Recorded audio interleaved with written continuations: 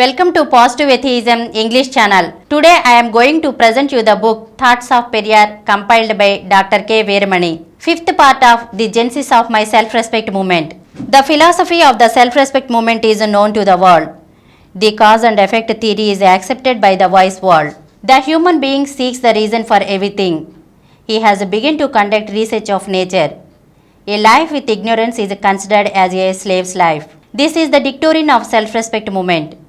Before doing anything, think whether it is right or wrong, see the causes, analyze things, do research and respect the truth. This is what the self-respect means. Freedom and self-respect are closely related. Those who are for freedom today are neglecting the self-respect. This is nothing but absurd. Without self-respect, there will be no good for freedom. It is the self-respect ideals that commands feelings of freedom. The freedom of the self-respect prevails shrinkingly. But the freedom of the real freedom lovers will not be clear even to himself. Even if the understands, it may be only in the case of particular things. For example, take the political freedom. Mr. Gandhi and Mr. Jawaharlal are the two luminaries in politics. Gandhi says, revitalizing Hinduism and old methods with freedom deliverance from British is considered as freedom. Prevalent sorrows in the human society cannot be wiped out because that freedom will go on increasing more problems as we gain freedom. It is said that British subjects enjoy the greatest freedom. But you know the king himself had to abdicate the crown to marry the bride he loved, and that too it was precipitated by the so-called elected representatives.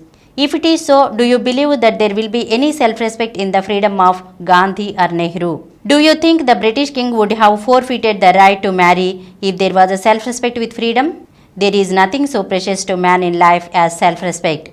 Though the self-respect movement made a very humble beginning, it had to face many obstacles and repression. At many stages, there were critical dangers. Why? The self-respect movement has created a stir in Tamil Nadu, Malayalam Nadu, Andhra Nadu in the social sphere. Big pundits, acharyas, scholars and others are now changed. It has made Gandhi also put some somersaults. Men are now demanding rights. High and low caste significations are fastly fading away. Bible and Quran are now given a new interpretation. If only Congress had not counteracted, the self-respect movement would have spread even throughout the length and breadth of India. Brahmanism would have been completely effaced out of existence. Now youth are eager to undertake the task. Even if I happen to feel any drawback in life, it will not affect the self-respect movement. Youth, get ready for the task.